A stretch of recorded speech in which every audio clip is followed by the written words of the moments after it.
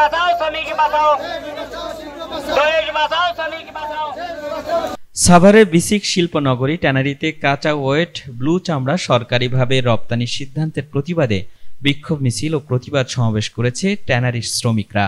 বিকালে সাভারের হেমায়েতপুরের হরিণধারা এলাকায় বিসিক শিল্পনগরীর ট্যানারির মূল ফটকে তারা বিক্ষোভ মিছিল ও প্রতিবাদ সমাবেশ করে। এতে ট্যানারির সকল কারখানার শ্রমিকরা সহ প্রায় 14টি সংগঠনের লোকজন উপস্থিত ছিলেন। এ সময় শ্রমিকরা বলেন, সম্প্রতি সরকারিভাবে কাঁচা ওয়েট ব্লু চামড়া রপ্তানির সিদ্ধান্ত নেওয়ায় এতে করে ট্যানারির শ্রমিকরা বেকার হয়ে পড়বেন ও মালিকরা ব্যবসায় লসের মুখে পড়বেন। দ্রুত সরকারিভাবে এই সিদ্ধান্ত প্রত্যাহারের দাবি জানান তারা। কাঁচা চামড়া রপ্তানি এবং ব্লু চামড়া রপ্তানি কখনোই হইতে দিব না।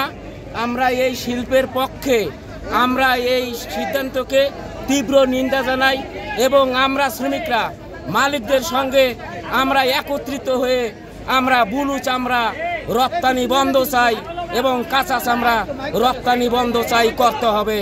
আমরা সেই কারণে আমরা রাস্তায় নামতেছি এবং প্রতিবাদে আমরা নামছি, তার তীব্র নিন্দা জানাই। আমাদের এখানে প্রায় 10,000 কোটি টাকা ইনভেস্ট, হোয়ারাজ গভর্নমেন্ট আমাদের কাঁচা চামড়া চালু করে দিয়েছে, যেটা অত্যন্ত দুঃখজনক।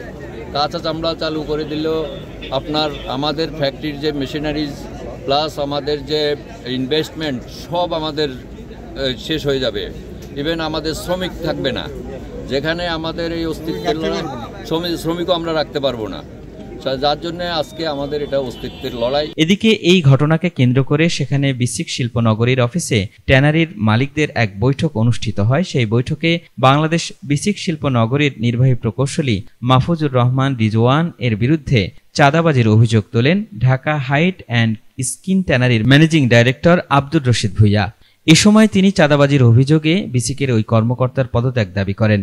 পরে এই নিয়ে সেখানে হট্টগোল ও উত্তেজনা সৃষ্টি হলে বৈঠকটি বাতিল হয়ে যায়।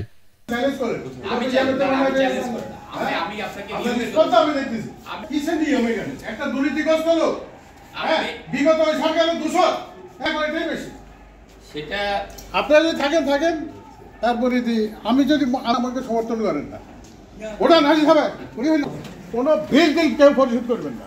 হ্যাঁ, 17 সাল থেকে এ পর্যন্ত পুরো হিসাব নেওয়া চলবো না, বসবো না, আমি বসবো না, কেউ এখানে বসবে না। এটা বিসিক একটা ইয়ের আড্ডাখানা।